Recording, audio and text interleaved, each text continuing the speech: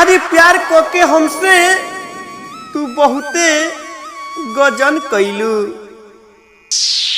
हरी प्यार को के हमर बहुते तू गजन कैलू। हरे परते से नुरवा,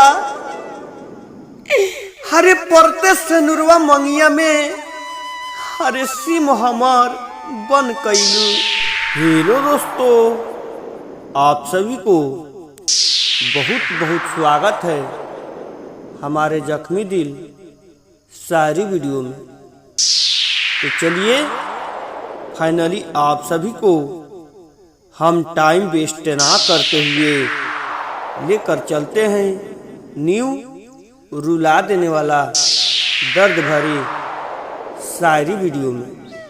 तो अगर हमारा शायरी अच्छा लगे तो प्लीज़ मेरे वीडियो को लाइक और चैनल को सब्सक्राइब, साथ में बेल आइकन घंटी दाब कर प्रेस जरूर कीजिएगा, ताकि कोई भी मैं नया शायरी वीडियो अपलोड करूं तो आप सभी के पास नोटिफिकेशन जरूर गिरे।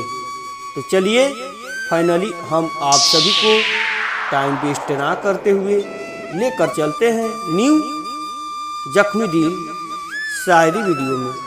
रेडी 1 2 सो। हरे प्यार को के हमसे हरे हे करे जा। हरे प्यार को के हमसे तू बहुते गजन कैलू।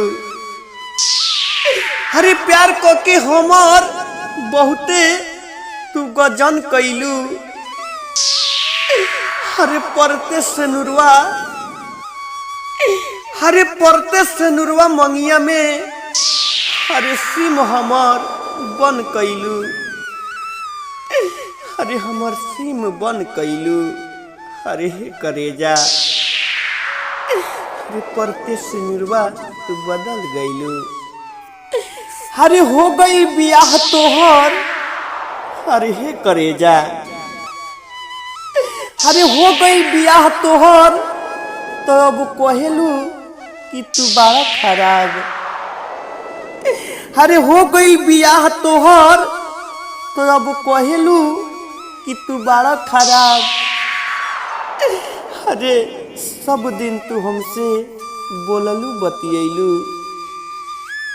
हरे सब दिन तू हमसे बोललू बतियलू।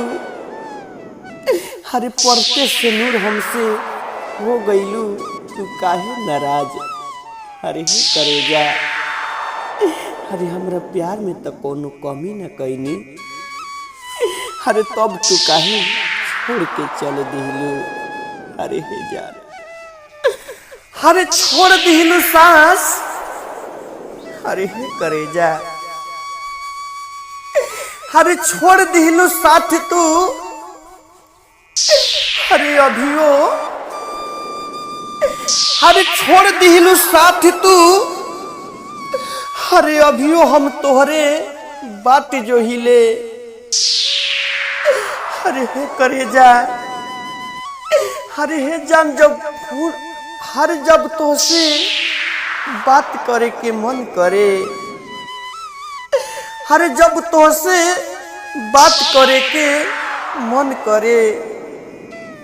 हरे तो फोन, हरे तोहरा मोबाइल को फोन लगा लगा के रोइले।